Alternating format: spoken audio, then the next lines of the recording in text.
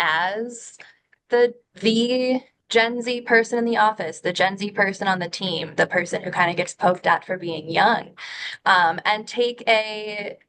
like an honest reflection of the fact that like we didn't get here to this cultural moment overnight, and like the reason why I face less stigma than you do in my day-to-day right now is because people like you have been on this journey for much longer than I have been alive. Can't say that because that's not entirely true, but I hope you know what I mean, and that Yeah. like the bravery of you to tell your story when you were experiencing it as it was happening to you. Um, in the same way of like the way that I respect queer elders who were out before it was legal, I respect people who were talking about mental health before it was cool and acceptable. Um,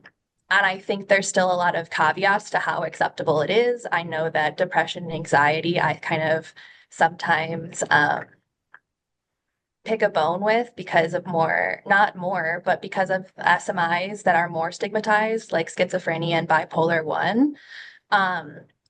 so I know that there's so much room to go in the stigma conversation, but I know that I am so grateful for how openly I am able to talk about my struggles now in 2025.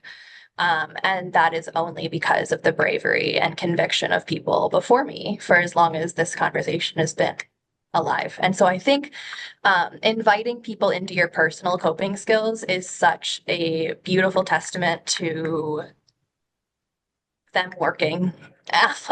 for you and the